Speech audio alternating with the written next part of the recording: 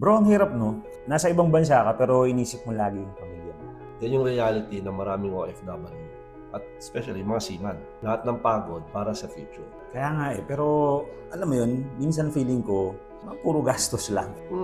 Di ka nag-iisa. Maraming OFW, ang laki ng kinikita pero walang napupuntahan na asset. Kaya ngayon, marami sa kanila ang nag-shift Nagsishift?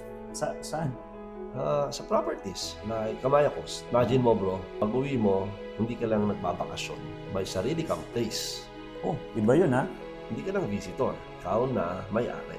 Kaso nga OFW, pero paano kung wala ka sa Pilipinas most of the time, di ba? Mas okay nga eh. Habang nasa abroad ka, your property is working for you. Plus, secure yung ownership. Pag fully paid, may sariling title ka. Sariling title, so hindi siya risky. Yes, hindi. Basta tama yung developer at project na mapipili mo. Like, Kamaya Coast, established na. Diba? Ilang taon ka na nagtatrabaho sa abroad? Ilang taon ka ng seaman? May napundar ka na ba para sa iyo at para sa pamilya mo? So kailan dapat mag-start? Habang nasa abroad ka pa. Kasi doon ka may advantage.